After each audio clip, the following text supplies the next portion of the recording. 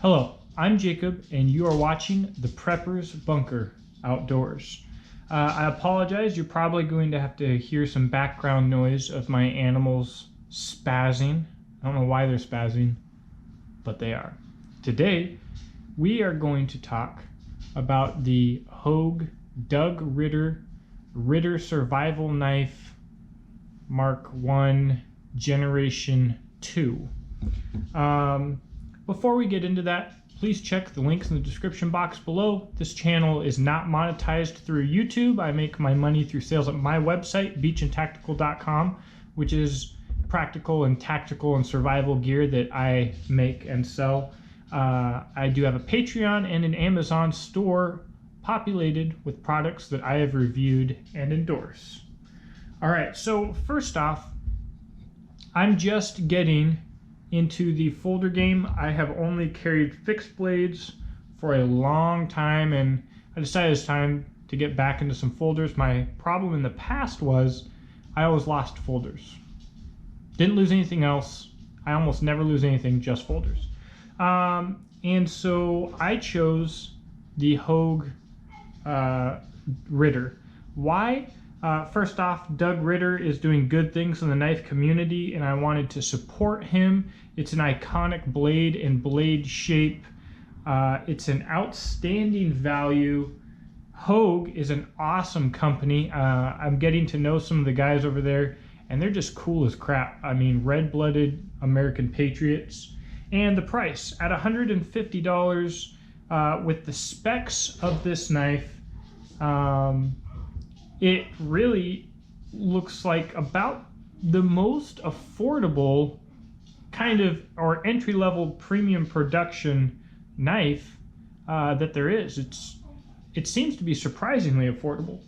All right, so the second part of this review, I'm going to try to not talk about Benchmade or the Ritter grip.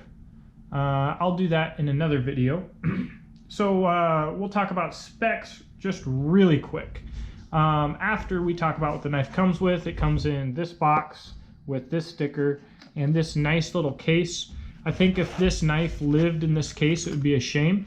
But somebody probably makes some money because Ritter has a nice little following, and these knives are selling faster just about than Hogue can make them. So I don't know, maybe it'd be smart, whatever.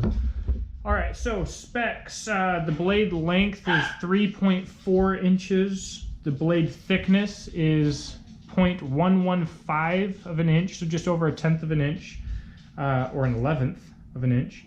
The steel is M390. You can see that there. That is a very nice steel. We'll talk about that in a moment.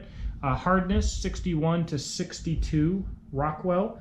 The handle material is G10. This is not any kind of glass reinforced nylon or plastic or anything else. This is G10, so that's cool. And if there's, by the way, on an off note, if there's anybody that knows about G10, it's probably Hogue. They work with it a lot with their pistol grips and other accessories.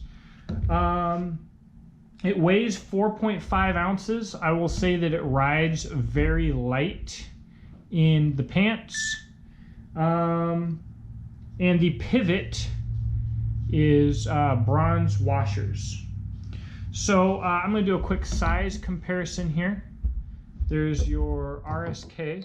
Here's a 0 tolerance 0850 carbon fiber. Maybe not a lot of people will get that size reference right away. More popular, more people will get the size reference. The Kershaw Link, I love it. The Kershaw Leak, everybody should be familiar with the size of this particular knife. And the SE Azula. I know that my followers and subscribers are going to be very familiar with the size of an SE Azula. All right, so that's the size and the basic specs. Fit and finish, we'll talk about real quick. Blade centering is going to be hard for me to show, but it is perfect, or as perfect as I can tell. I'm not really a super knife snob, but it looks really good. Deep carry pocket clip. Able lock, by the way, which is an improved allegedly improved lock from the company that shall not be named. So my initial thoughts, it carries in the pocket phenomenally. I only carried it one day, but it was one day of hard work. I spent my time cutting grass and vines and crap off of a weed eater head and trimming down saplings and just doing other crap. And it did great. The M390 I said I'd talk about, it's supposed to be like CPM S30V, except for allegedly tougher with more edge holding and more stainless.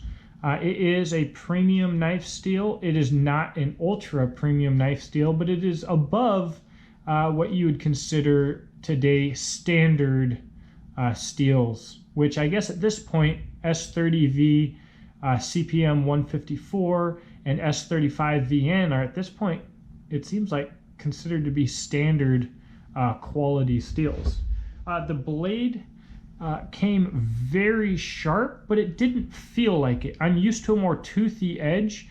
The blade on this felt like it didn't catch my fingerprints like I'm used to with a really toothy edge. And then I ran it across my arm, which is almost hairless anyways, and boom, it took hair off like I don't know, with zero resistance. I mean, really, really sharp and easily takes off even the finest of hairs, which I would know all about. So I love this knife. I love the lock. It's probably one of the most one-handable knife setups, knife designs, lock styles. I don't know about strength. It's not, it's reportedly a tough lock and whatever. There's no play in the blade. It's easy to operate. It's easy to open. It's easy to close one-handed. That's what's important to me. So I'm sure I forgot something. Oh, something I want to mention. This pivot. In all of the videos that I've watched, there's a shadow at the base of this pivot here that looks like there's a bunch of slop in the back of the pivot, like it's pushed up to one side. I'm not going to be able to show you, but that is not the case. There's a little ridge in the handle where it's a little bit thicker right here above the pivot that casts a shadow and looks like slop. There's absolutely nothing sloppy about this knife at all. I figured that was the case, but in every video I was like, man, that's really weird that looks like there's this big old gap at the bottom of the pivot there. Anyways, that's not the case. So let's talk about some pluses and minuses before we wrap this up. Basically, the pluses: quality, fit and finish, size, and price. This knife, I believe, is probably the epitome of bang for the buck in the premium knife market. You're getting an awesome steel, awesome fit and finish, awesome materials, awesome action, lock, everything's smooth, it's just perfect. Everything is well designed, well thought out. You're getting the deep carry clip from the factory. It's just good.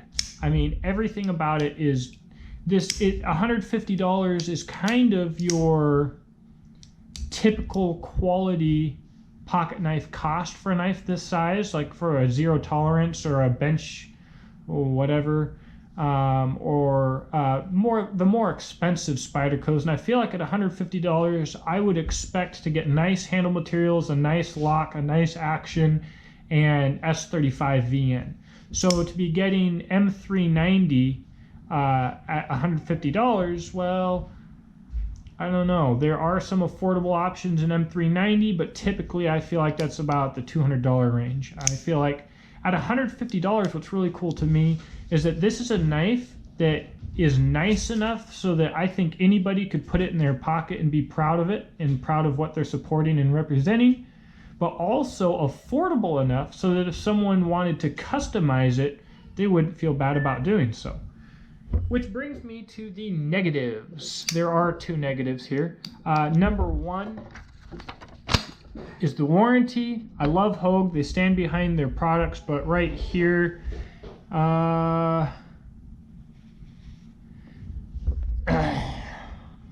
wait a second. Oh yeah, here we go. Sorry. I wish I could focus this close. I really, really do.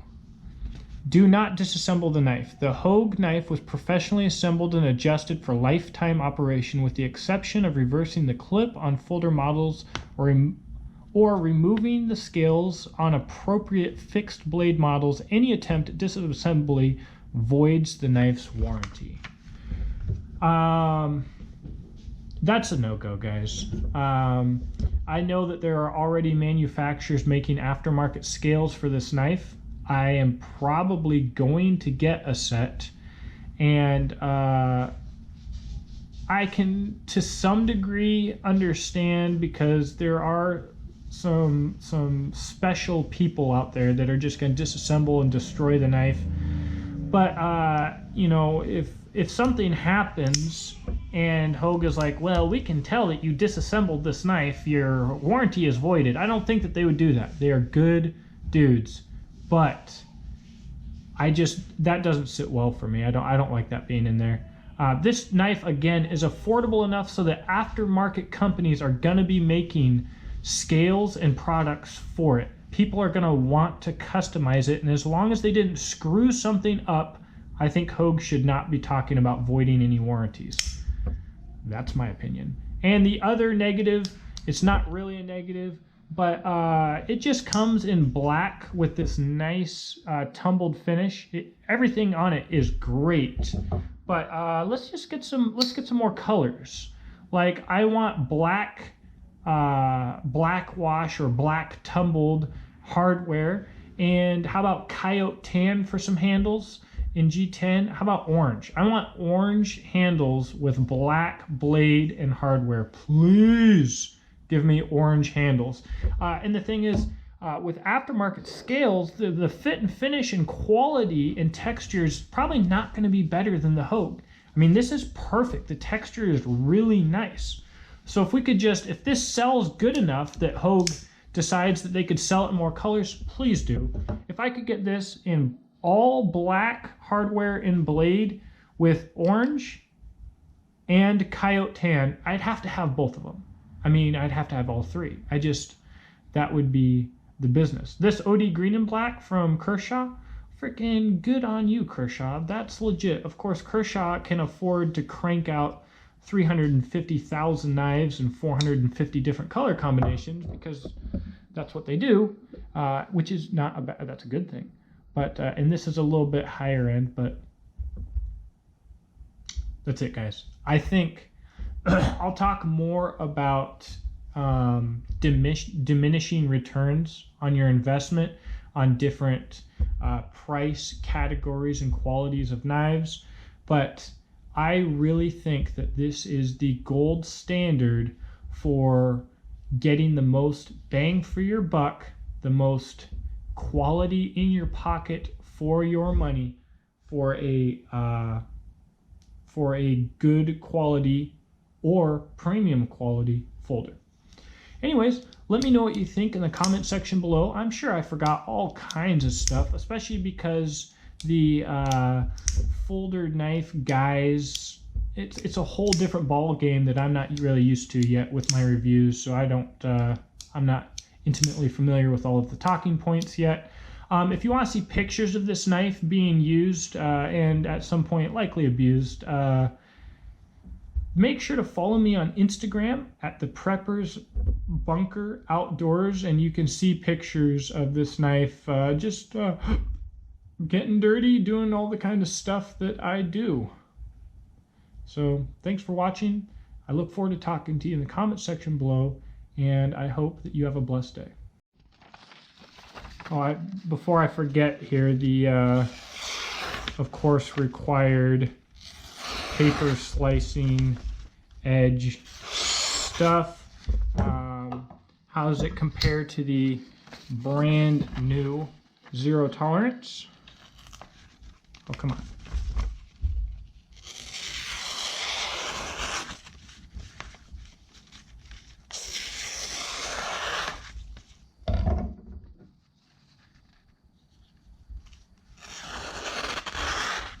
blade shape's a little different. Obviously, it's a little bit shorter, so I mean, it's just, I'm making this look like crap. I'm just making this worse for myself. It's just as good. Why can't I show that? Come on.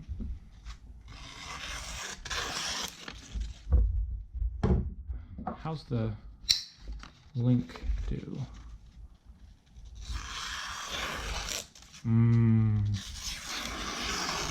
All right, guys. Thanks for